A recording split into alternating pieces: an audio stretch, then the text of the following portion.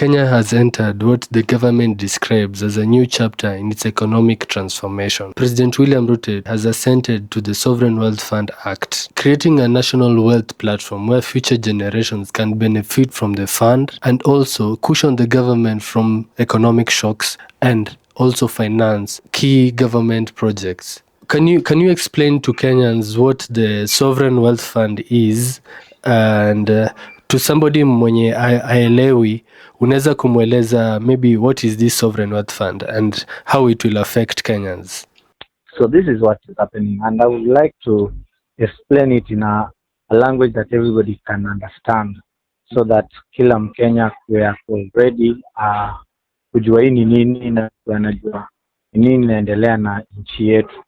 So Sovereign Wealth Fund is a government-owned investment fund that invests in a country's surplus. So the surplus ni zile pesa unapatanga. For example, tumekuwa na budget, kila kitu isha kwa catered for, but bado tukuna do. Okay. So zile pesa zenye zinabakingi ndio government ina invest in treasury bonds, inaweza invest in real estate, in infrastructure, in private equity and other investment pia zenye zinakuanga. So basically what is happening, the government can also accumulate that through natural resources. For example, tuko na oil pale Turkana. So it can give that to a company. Now that company will pay the government money, and when it pays that money, the government invests that money in treasury bond, in the international investment. Unanielewa? Yeah. So that simply means we are not going to borrow anymore. Ama hata tukiborrow reduce the amount yenye tunafaa tumekuwa tukiborrow daily. And also we shall not overtax people. So basically it is meant to reduce the taxation. Hiyo ndio kitu inafanyika ndio Wakenya wapate nafuu. Unajua kila mtu sasa anasema tumekuwa taxed too much, of which mimi naelewa Kenya na ni kitu ya kweli. We've been taxed, we've been overtaxed, but we must pay tax because for us to get the developments mpaka tu tulipe tax, haina shortcut. So this foreign sovereign wealth fund ina come to rescue kwa vitu kama hizo, so that tutakuwa tuna invest hiyo pesa yenye imepatwa kutoka kwa minerals, imepatwa kutoka kwa inaweza kwa hata kwa trade supplies, inaweza kwa foreign exchange reserves. Unajua like for example tunakuwa na dollar reserve ya how much, so invest that one. Okay. to nini, so that ile pesa tukiinvest inaleta pesa every time, but now ina reduce burden kwa normal mwananchi. Okay, so for the final question, we saw a very significant moment where the children were present during the signing of the Sovereign Wealth Fund bill.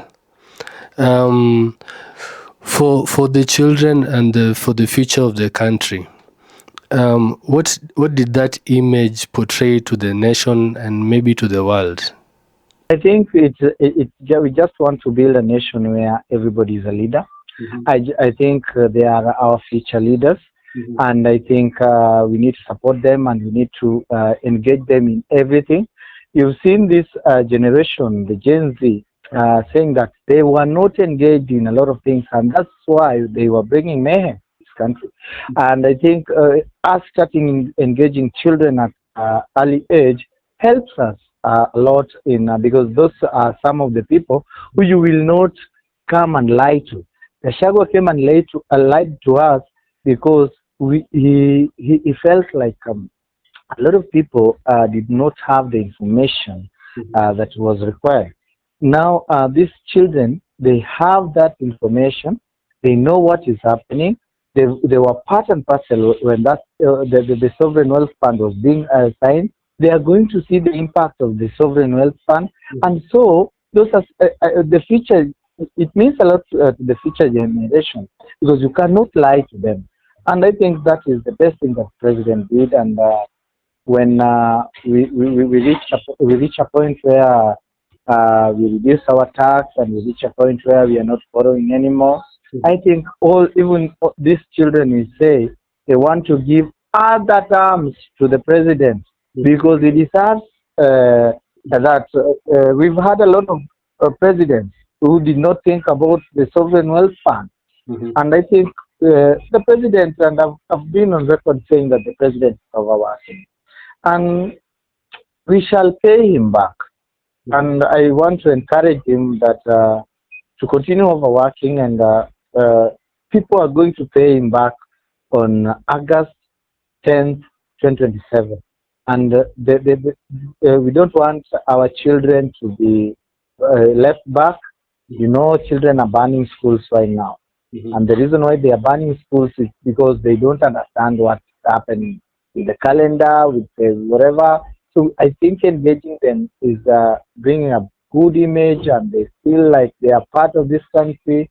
They feel like they are in the negotiating table, and they feel like they will just want to go up into mature, how do you call it, responsible adults that will not disturb or burn this country, and that will work hard to build their country. And I think the president did the best thing with inviting the children. Okay, so for the people who ask that this sovereign wealth fund has always been in the books of the government, has been in the books of the government from the Vision 2030. Why did it take so long for it to be implemented? A lot of things. Okay. A lot of things happened. You know, you remember the time the government wanted to release JKIA. At that time, a lot of people went to court. There were demonstrations. There are a lot of people who don't want this country to continue. There are a lot of people who just want this country to have chaos. And that's the reason why I'm trying to plead with Kenyans that sometimes we need to do our research and know what we are doing. Unaona kama ile list ya JKIA na hiyo list ilikuwa inaenda kutuletea nini pesa, and you realize this money haingekuwa budgeted mahali, haingekuwa imewekwa mahali kwa budget. So this money we invest it, unanielewa? So international bonds, tukiinvest hii money kwa international bonds, that simply means tutakuwa tunapata investment. Now that returns zinatusaidia. So watu wengi wamekuwa wakipinga, but they did not know. Unajua, president says that he wants to change this country. This sovereign wealth fund has worked in Singapore. It has worked in Norway.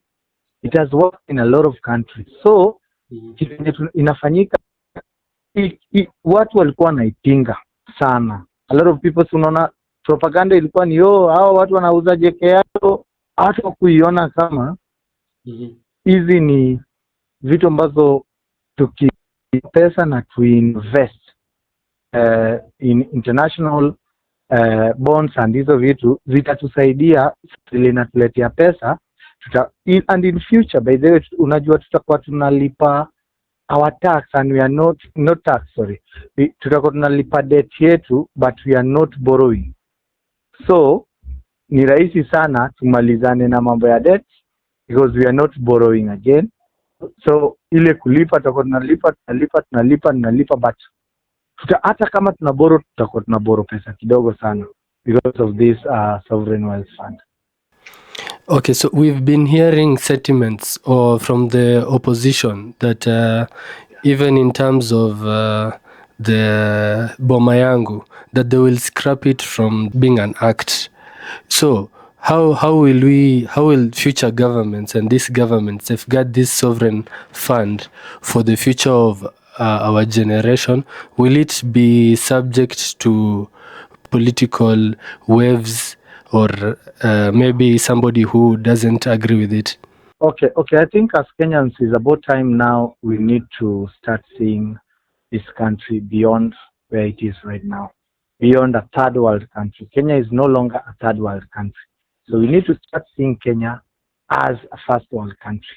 And towards that, it will inform who we are going to elect and give power so that they don't destroy the good things that have helped this country. Those other regimes left us with a lot of debt. They left us with more than 9 trillion in debt.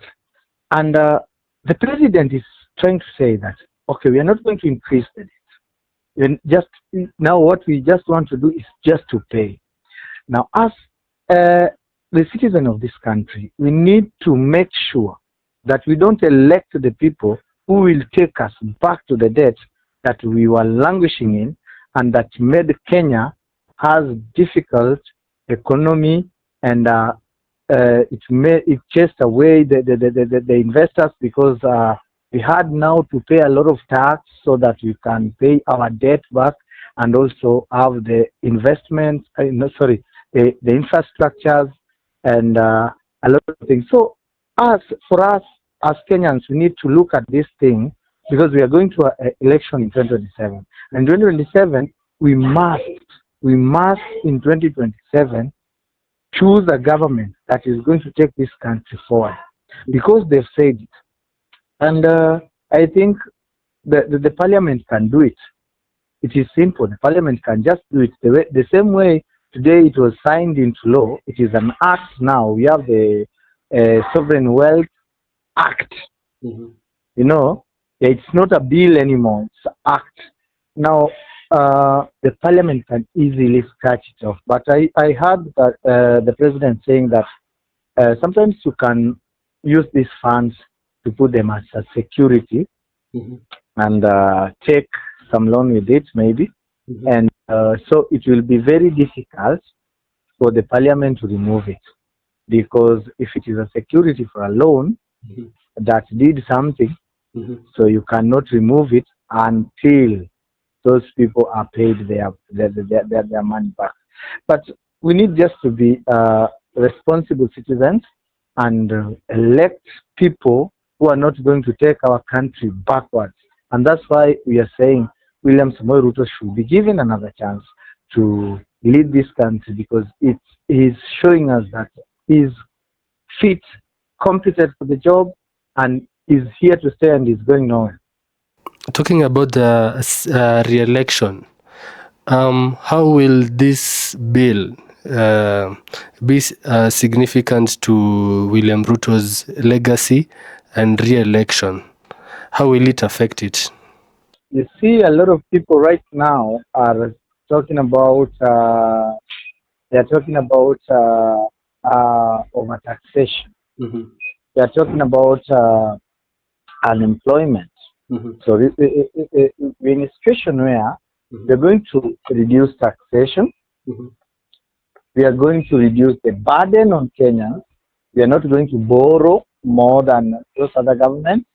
We are going to reduce a lot of things. So I think this in itself is a legacy. And in fact, the president has got a lot of legacy. The president has proven that he wants everybody to have housing. Housing is a basic need. And right now, we have 320,000 units of affordable housing already built. And so I think the president has left a lot of legacy, countless legacy. We are seeing almost 6,000 road network are being done all over the country. We're seeing food security with Galana Kulalu. We're seeing infrastructures like the stadiums. A lot of things are going on in this country. We're seeing as employed people. We have equity in resource sharing. And so the president has done a lot for this. I think his re-election is not a question. It's just a time. It's just a matter of time. When time comes, I think we're going to re-elect him, and we're going to pay. That is the only way we as citizens can pay him back, because we don't have any other way to pay him back. That is the only way to re-elect him. Is the only way that we can pay him back for everything that we have done to this country. And I think he deserves it. He has worked tirelessly. He will have, if he's re-elected, he will have achieved what he has worked. He will have reached where he's from. Oh, thank you so much. Let me release you. It's really late, and thank you. And I'll will for more. And remind Kenyans that a river does not cut through a stone because of this power. It cuts through a stone only because of its persistence. You know, we are here. We are where we are today because the president refused to take no as an answer. We are where we are today because the president refused to say to take impossible as an option. So the president, we have the best president, and people should sit down. I'm not saying that they should vote for him. No, I'm saying that they should sit down and look and look at all these presidents and look at the everything, then make their decision come 2027. And I'm sure if they sit down and look at everything, they are going to make a decision to re-elect the president and even to give him more than enough time. Thank you.